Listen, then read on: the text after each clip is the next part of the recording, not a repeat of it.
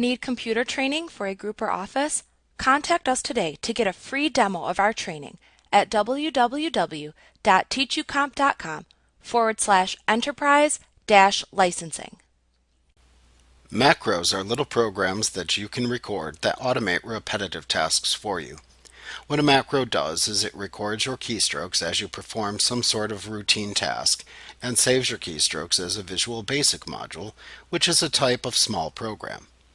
When you play back the macro later, it will repeat your keystrokes and thus repeat your actions.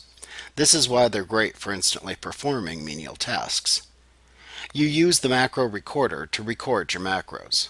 To start recording a macro, click the Macros drop-down button that appears in the Macros button group on the View tab within the ribbon.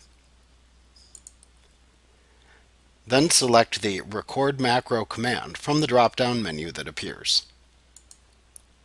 In the Record Macro dialog box that opens, type the name that you want to give to your new macro into the macro name text box. Macro names cannot contain any spaces.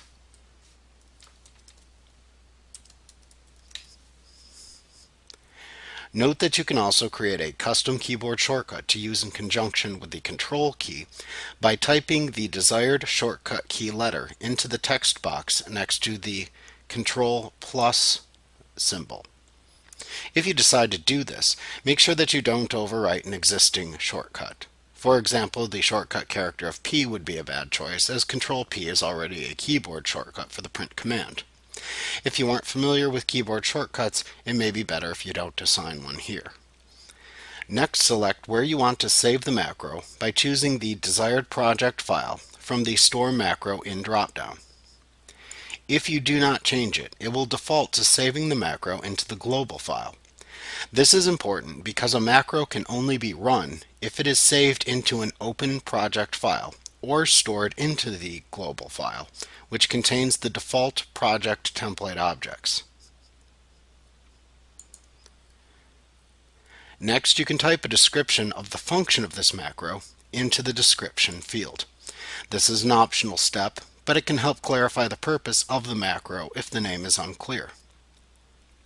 The types of cell references that you make while recording a macro can also be adjusted.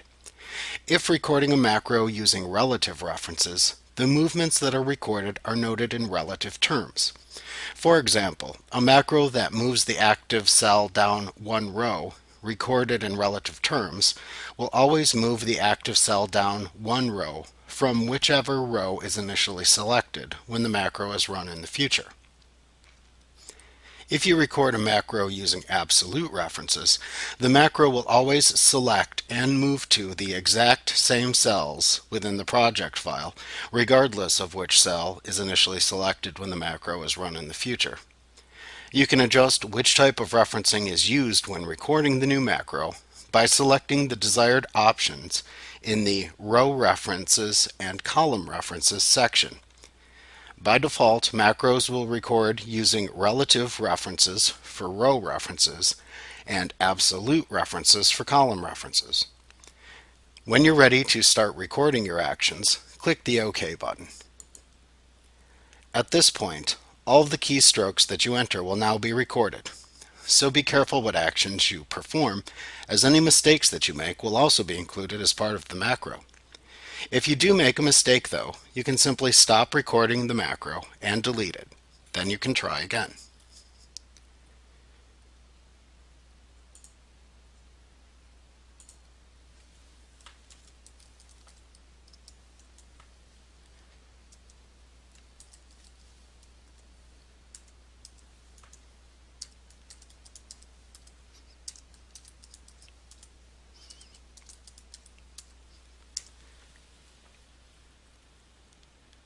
Now to stop recording your actions once you've finished recording the macro, just click the Macros button once again in the Macros button group on the View tab in the ribbon, and this time choose the Stop Recording command from the drop-down menu that appears.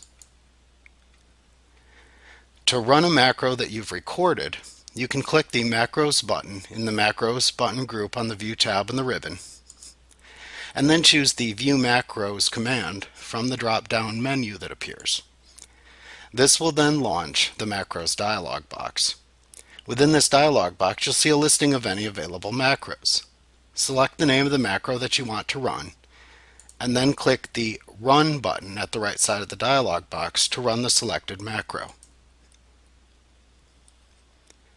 Finally, you can delete macros that you've stored in a workbook. To do this, click the Macros button in the Macros button group on the View tab of the ribbon, and then select the View Macros command from the drop-down menu that appears. In the Macro dialog box, select the name of the macro that you want to delete from the list of macros, and then click the Delete button at the right side of the dialog box. You will be prompted to confirm the deletion of the macro by clicking Yes in a pop-up window that appears. You can cancel the deletion by clicking No instead. Like what you see? Get a free demo of our training for groups of 5 or more at www.teachucomp.com/enterprise-licensing.